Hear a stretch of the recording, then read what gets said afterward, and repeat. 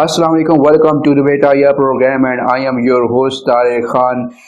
Viewers, today will discuss and explore, analyze Turkey's relationship with European Union. What are the challenges and issues regarding Turkey's membership with European Union states, and how European Union view Turkey, and what are the problems happening now between Turkey and European Union states. So, Dr. Begum Burak has joined us from Turkey. You are senior analyst on international relations, specialized on Turkish politics and international relations. Dr. Begum Burak, you are most welcome, and thank you for joining the Betaya program. Thank you. Dr. Begum Burak, how could you briefly elaborate us the history of Turkey and European Union relationship? Actually, this is a really, long and detailed issue, but let me briefly summarize. We know that from the very beginning of the establishment of Turkish Republic by Mustafa Kemal Atatürk, one of the most important objectives of the state leaders of the Kemalist elites was to make Turkey a modern and westernized country. And along with that goal, the state elites wanted to create a democratic and fully Western modern country. And so this was, first of all, like an ideal, like a goal for the state leaders. But based on this objective of being a part of the contemporary civilizations in the saying of Atatürk, the following state leaders also tried to, take the Western world as a model for Turkey. Following this, national dream or national goal, Turkey tried to establish good relations with the Western world. And so, first of all, in 1959, Turkey, signed some kind of agreement for the first time to become a part of the European community. It was the name of the union at that time. And then Ankara Agreement is one of the important treaties that Turkey signs in the path to becoming a part of the EU. 1963 was an important date in this regard in Turkey's EU membership process, the Ankara agreements, and then ups and downs were witnessed in this journey. And in 1999, Turkey became an official candidate for European Union for the first time in 1999. So this is also another important date while analyzing Turkey-EU relations. In the early years of the Justice and Development Party rule, Recep Tayyip Erdoğan and his team had done a really good job in making Turkey become more close to the European Union. So there had been some steps. Some steps were taken within the framework of Copenhagen criteria, like the democratization of civil-military relations was one of these steps taken in the early years of 2000s. Erdoğan, democratized civil-military relations, and before that, Turkey was not very, democratic in terms of its relationship with the army. So briefly, I can say like this. But after 2015, the EU membership process has come to an acceleration. I mean, after the failed coup attempt in Turkey, we know that there has been a considerable degree of authoritarianism, and the human rights violations have been one of the topics that the European observers and the European Union countries criticized Turkey in this regard. So for almost 5 or 6 years, Turkey has been going through like a boring process with its relationship with the EU in terms of this human rights issue, and there are some other issues like Cyprus issue, which also weakens the relations with the European Union. So I can basically say like this. Dr. Burak, in one of your articles titled Turkey's European Union candidacy from an identity perspective, the end of clashing identities and security cultures. In this article, you have focused on the question of why Turkey wants to be part of Europe by carrying out a considerable amount of reforms. So, building on the social constructivist international relations theory, your paper told that the realist international relations theory cannot provide a sufficient explanation in revealing Turkey's reform movements towards becoming a full member of the European Union. So, could you please explain us in more in details about that identity issue and the theories? How would Actually, you this was an article analyze that was published almost 10 years ago. The basic argument of the article was that we know that there are some basic international relations theories like realism and social constructivism, liberalism, and like Marxism.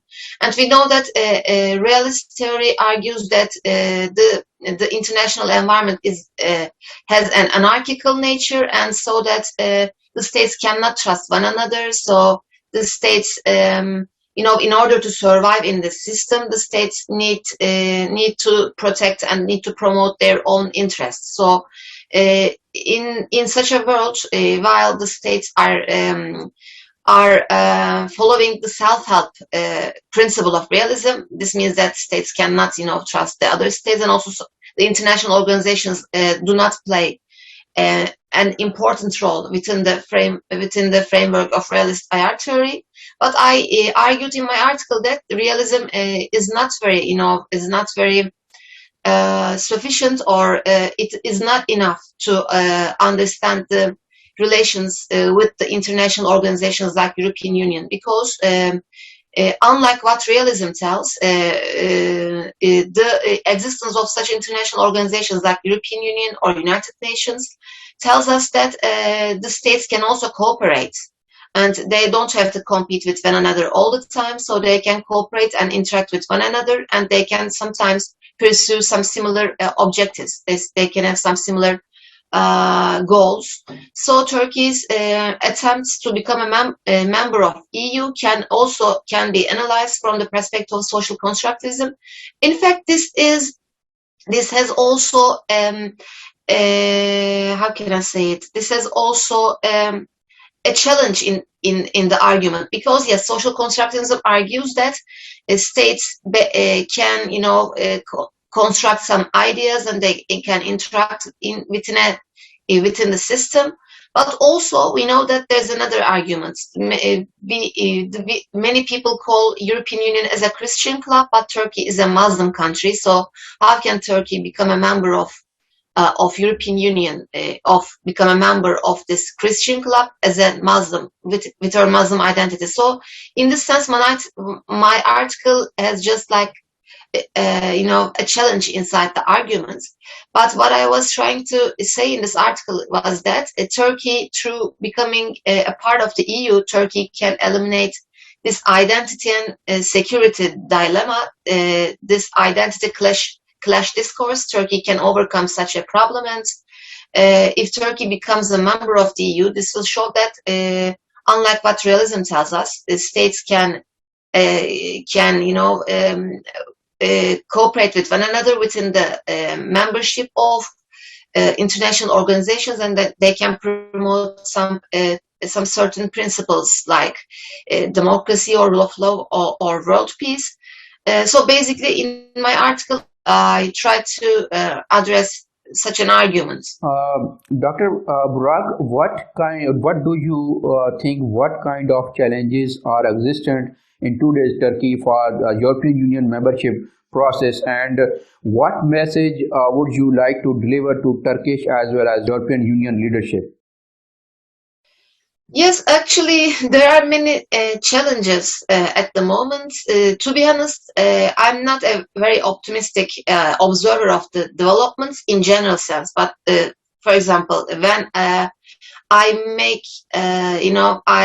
take a look from the historical standpoint, I can see that Turkey has been struggling very much to become a part of the EU, but somehow every time some foreign policy issues like Cyprus issues, sometimes some economic issues like the oil and the energy and the gas issue, in the Mediterranean region.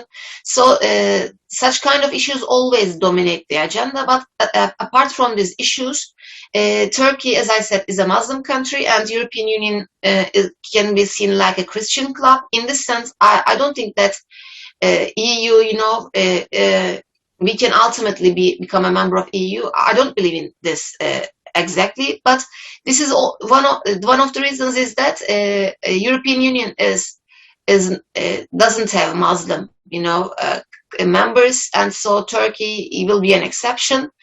Okay, maybe Turkey can be an exception if I want to become more optimistic, but also we know that there are some criteria in order to become a part of EU, and the Copenhagen criteria, I think, yes, they are important for a country to fulfill some of the requirements in order to become a full member.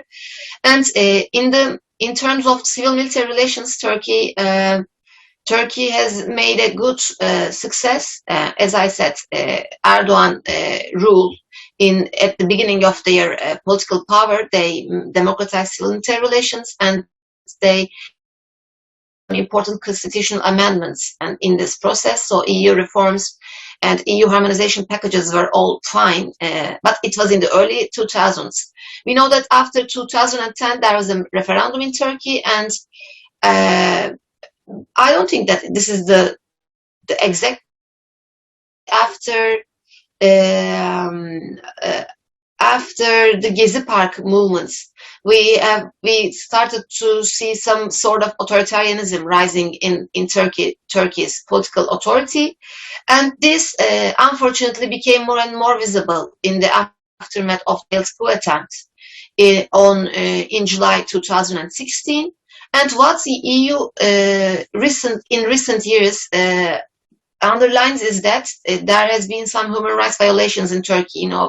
It's like a witch hunt in Turkey. I'm very sad about that, but unfortunately, as a scholar, I want to be objective and I want to say what I observe. So what I see, I don't want to hide it. In the aftermath of this failed coup attempt, many people in Turkey were labeled as terrorists. Yes, some of them may be terrorists. That's right.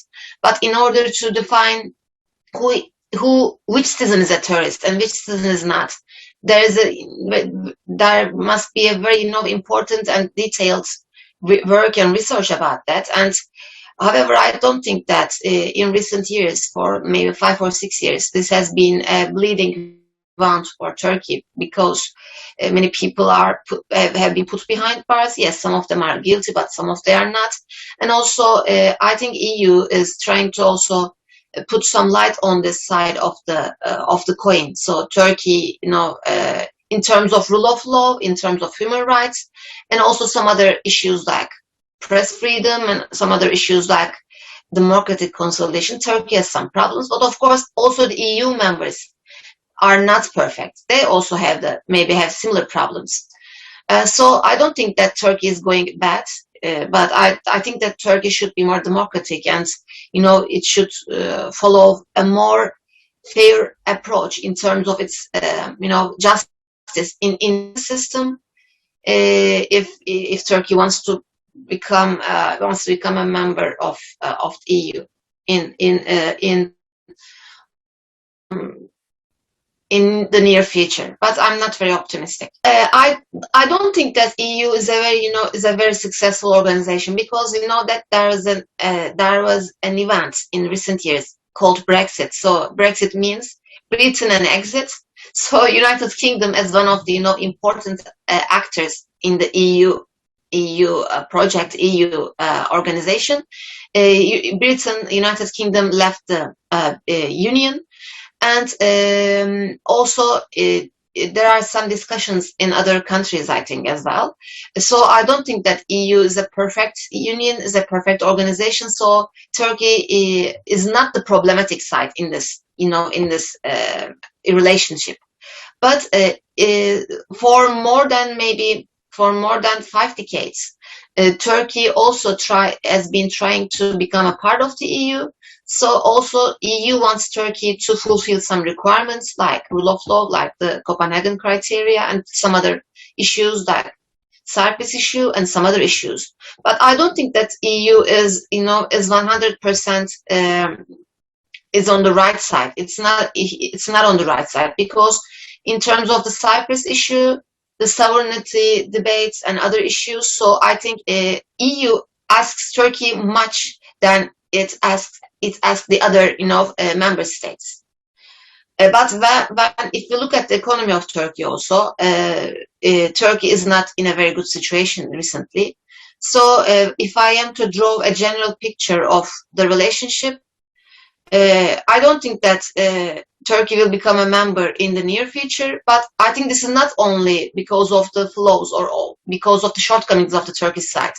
Also, the EU has its own problems, and I think EU also does not play very fair in this game, because we know that there are also some human rights violations in other parts of the Europe. But when it comes to Turkey, maybe because of the Muslim identity of Turkey, or some other critical issues like Cyprus issue and some other energy issues like the oil drilling issues, I think EU also tried to promote the certain interests of their own sphere. So I think Turkey has not been being treated in a very fair way. But if I am also to criticize my own country in terms of democracy and human rights, Turkish has a long way to go. So I think the Turkish government should do more to make Turkey a better place in terms of rule of law and in terms of the protection of human rights. Basically, I can answer like this. Dr. Begum Burak, thank you so much for your time, valuable, precious analysis on your Turkey and European Union relationship, especially explaining the Turkey challenges, problems towards European Union membership process. Thank you so much again. Viewers, thank you so much. See you in the next episode. Till then, take care. Thank you so much. Allah Hafiz. Thank you very much. I really appreciate for inviting me to your tour program. I also subscribe to your channel. Your channel is awesome, and I try to follow it. Thank you very much for inviting me. I'm very happy today.